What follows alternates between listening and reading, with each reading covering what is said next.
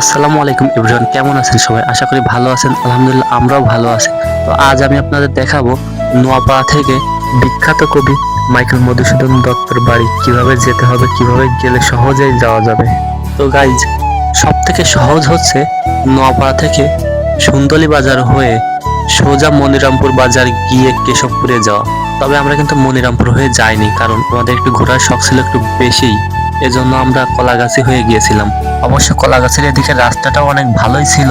এই দেখুন কি সুন্দর পরিবেশ, রাস্তার চারপাশে মাঠ, রাস্তার চারপাশে ঘের মাঠ, অনেকটাই ভালো লাগছিল এবং সূর্যের কিরণ দেখতে আরো বেশি ভালো লাগছিল।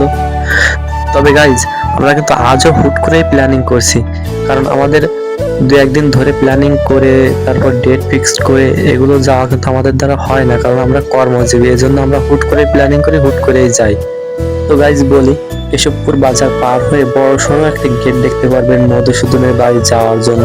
তবে এটাই কিন্তু মধুসূদনের বাড়ি না, এখান থেকে কিন্তু এখনো 10 কিলো রাস্তা অতিক্রম করে তারপরে কিন্তু আমাদের যাইতে হবে সেই মধুসূদনের বাড়ি।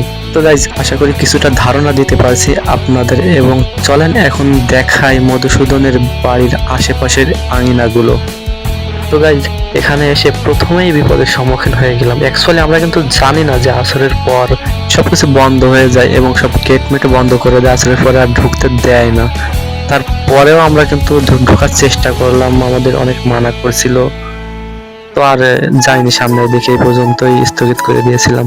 যেহেতু অনেকবারই মানা করছে যে ভাই এখন আর যাওয়া যাইবে না, এখন তো সব গেট বন্ধ, এখন গেলে সামনে গেলে এখন আমাদের সমস্যা আছে, সিসি ক্যামেরা আছে, অনেক অজুহাত করেছিল মামারা। এই জন্য আমরা সামনে না যাই এখান থেকে একটু ঘোরাঘুরি করে তারপরে এখান থেকে বের হয়ে চলে যায় সেই মধুসূদনের মধুমঞ্চের সামনে। মাইকেল মধুসূদন কালচারাল একাডেমি ও মধুমঞ্চের সামনে চলে যাই আমরা। তো গাইজ, মধুমঞ্চে যাওয়ার পরপরই কিন্তু রনি এবং আশিক দুইজনে কিন্তু মধুমঞ্চের উপর উঠে তাদের মূল্যবান বক্তব্যগুলো দেওয়ার চেষ্টা করছিল। যদিও সামনে কোনো লোকজন ছিল না, তারপরও দর্শক ছাড়াই বক্তব্য দিচ্ছিল।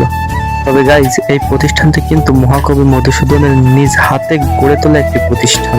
তারপরে এখান থেকে আমরা চলে গেলাম সেই কপোতক্ষ নদের কাছে, যে নদ নিয়ে মহাকবি মাইকেল মধুসূদন দত্ত লিখেছেন, সতত হে নদ তুমি পড়ো মোর মনে, সতত তোমার কথা ভাবিয়ে বিরলে, সতত যেমতি লোক নিছাড় স্বপনে, শোনে মায়া মন্ত্র ধ্বনি তব কল কলে। তো এই সেই নদ, যে নদের পাড়ে বসে এই কবিতাটি লিখেছিলেন, এবং এই নদের নাম শুনেনি এমন লোক খুবই কমই আছে। তো গাইজ, এইখানেও আমরা বেশি সময় কাটালাম না, দেন এইখান থেকে রওনা দিলাম। রওনা দেওয়ার সময় মধুসূদনের যে স্মৃতিস্তম্ভ যেভাবে দাঁড়িয়ে আছে, আমিও ঠিক তার কাছে গিয়ে সেইভাবে দাঁড়ানোর একটু চেষ্টা করলাম। তারপর আমরা সেখান থেকে বিদায় নিলাম এবং আজকের মতো এই পর্যন্তই ভিডিওটি শেষ করলাম। আল্লাহ হাফেজ, টাটা।